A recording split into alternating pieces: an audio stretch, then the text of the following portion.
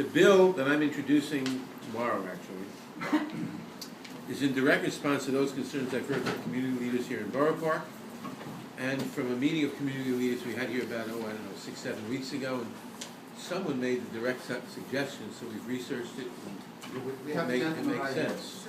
Actually, it was me. Well, mazel tov. We're introducing a bill to I'm flattered. to directly, Is this called the Joe Roosevelt bill? it is the old Roosevelt bill. We cannot put that on the bill, but yes. It's in direct response to those concerns, and what it would do is to increase the earned income tax credits for families with more than 3 children. As you know, for people below a certain income, you can get an earned income tax credit, a refundable tax credit. That is, it reduces your taxes, and it could reduce your taxes to below 0, so you can get a check from the federal government. The amount of the earned income tax credit depends on your income. The lower the income, the higher it is, and the more kids you have, the higher it is, up to 3 kids. If you have 3 kids, you get a certain amount, 4, 5, 6, more, it's the same amount. What this bill does is to increase the cap to 7 kids. So if you have 4 kids, you get a higher earned income tax credit than with 3. With 5, you get more. With 6, you get more. With 7, you get more. And it would increase it to 7. And there would be a substantial increase in funds. This means more money for larger households to spend on food, rent, transportation, education, any other costs that families with more children incur, especially in an expensive urban area such as ours. It means more money in families' pockets.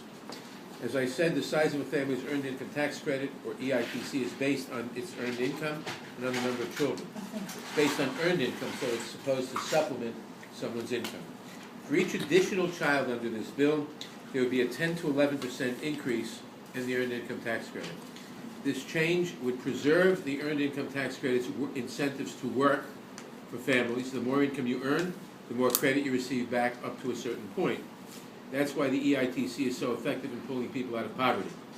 The EITC phases out gradually, so the more money you make, so that you are not all of a sudden cut off from a benefit because you make $1 more than somebody else. So I'll give you an example. Right now, the EITC is 13. The income is 30. Right now, you would get an additional $2,600 than you get under the current EITC.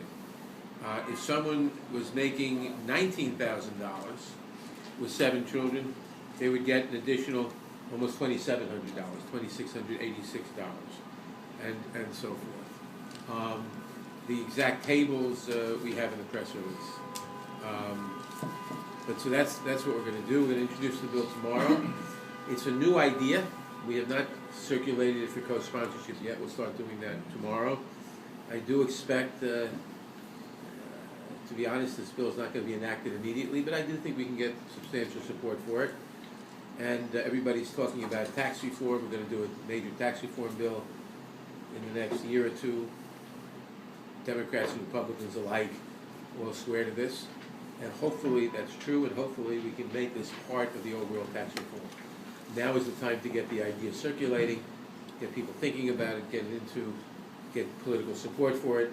So when we do the tax reform bill, probably in the next year or two, we can have a good shot at making this part of it. Now, some people will say, won't this cost the Treasury a lot of money? The answer is no, it won't.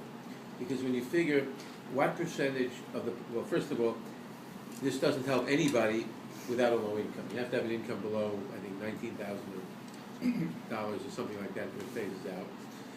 And secondly, so what percentage of the population is low enough income to get the EITC, number one. And number two, what percentage of that population has more than 3 kids? Because if you have 3 or fewer kids, this doesn't change the law at all. So it's only for people with 4 or more kids, 4, 5, 6, 7, etc., that you get more money. So it's a small slice of the population, maybe fairly large in Borough Park, but it's a very small slice of the population, which is why in the overall federal budget, this is not a very difficult burden for the budget, which is important, because if it were a difficult burden for the budget, we probably couldn't pass it. But it is not, and it is something we can realistically shoot for, and will.